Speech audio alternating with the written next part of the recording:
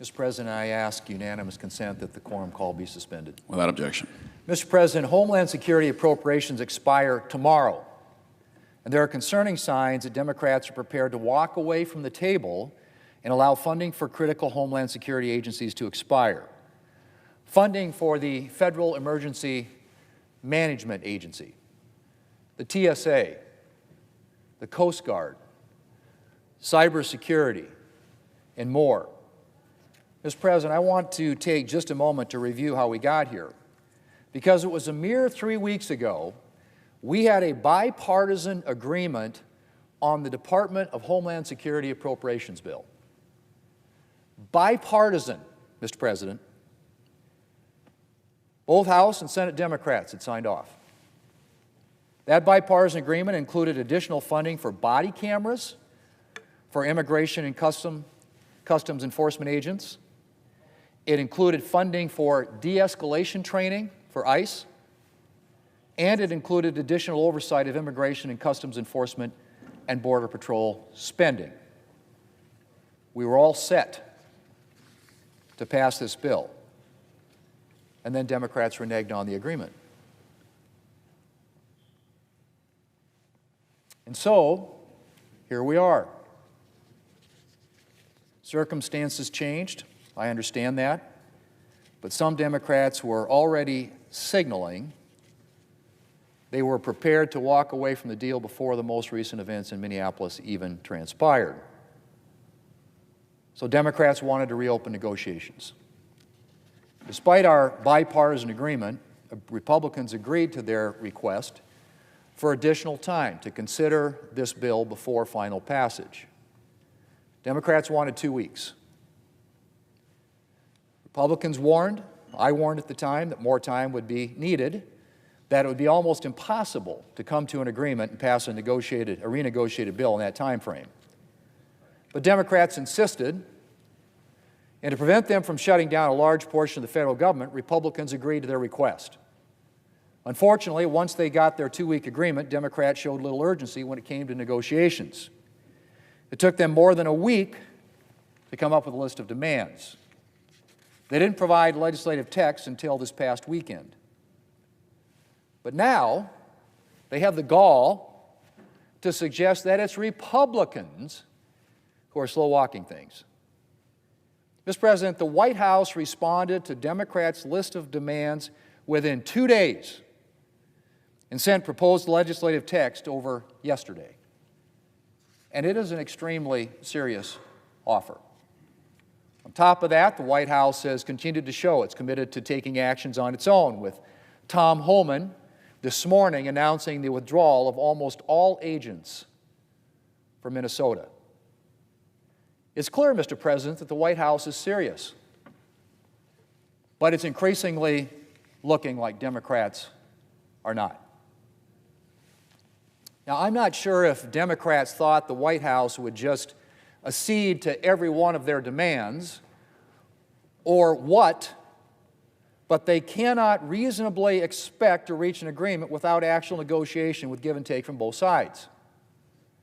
We warned Democrats they were not allowing enough time for this process, but they insisted on their 2-week time frame CR anyway. And now that we have been proven right, the onus is on Democrats to agree to an additional CR to allow time to complete the negotiations. Unless, of course, Democrats are more interested in a political issue than they are in an actual outcome. Because it's starting to look like Democrats might not have been interested in actual reforms. As I mentioned, they left an agreement on the table that would have provided for body cameras, de-escalation training, and increased spending oversight. And now, instead of allowing adequate time to negotiate on additional measures, they are threatening to shut down the Department of Homeland Security, which will get them exactly 0 changes to the status quo. So what is it? What is it, Mr. President, that the Democrats want? Policy changes? Or is it a political issue? Mr. President, Democrats are never going to get their full wish list. That's not the way this works. Republicans, for example, will not agree to measures that make it impossible for officers, for law enforcement officers, to do their jobs. But Democrats can build on the measures that Republicans have already agreed to if they actually engage in serious negotiations with the White House. So, Mr. President, the ball is in Democrats' court. Are they going to shut down the Department of Homeland Security, which would be their second shutdown this fiscal year? Or are they going to allow for the time to negotiate with the White House and get agreement on a final bill? That's the question before the House, Mr. President. We had a bill negotiated carefully that Democrats had signed off on, which, as I said, they reneged on, wanted to revisit it, more time to negotiate, which we agreed to. We suggested at the time that probably 4 to 6 weeks would be an adequate amount of time in which to negotiate the changes, or some of the changes, the reforms, other things on top of the ones that have already been the bill that they want. And they said 2 weeks. They used over a week of that, about 10 days, to actually come up with their list of demands, to which the White House responded quickly. And again, right now, they are sitting in front of them a counterproposal from the White House, a reasonable good faith offer, as I said. So the question again before the House, Mr. President, is are they serious or aren't they? Is this about politics or is it about solutions?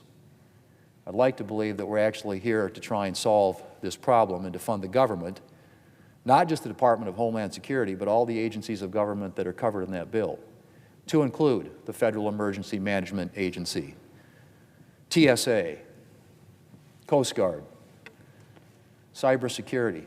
Those are all parts of this. It's pretty important stuff, Mr. President, I would argue.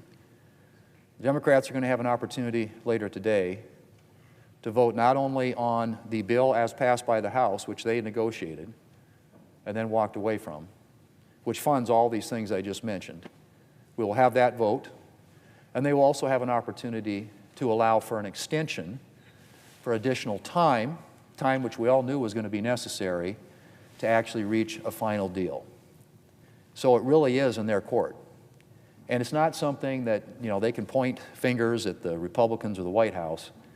These are all things. We have accommodated them literally in every way in an attempt to try and reach an agreement that would, having been in good faith offered by the White House to work with them to reach a deal that would satisfy some, if not all, but certainly address some of their concerns and demands, and do it in a way that keeps the government funded and keeps these important agencies operating. That's the question, and it's really up to them. So we'll find out, I guess, later today the answer to that question, Mr. President. But I would simply say that we will be voting to keep the federal government funded, to keep it open, to keep these important agencies so critical to the functioning of our federal government and the employees who work there, who shouldn't be held hostage in a government shutdown. We will be voting today to keep all of those open with reforms to immigration and customs enforcement, the very thing the Democrats have said they wanted, then walked away from, and now are insisting that all the concessions that have been made by the White House to date aren't adequate, and yet they aren't willing to extend the time to continue the negotiations. It's really kind of an ironic position to be in, but they seem to have embraced it. So we'll have the votes. Mr. President, I yield the floor.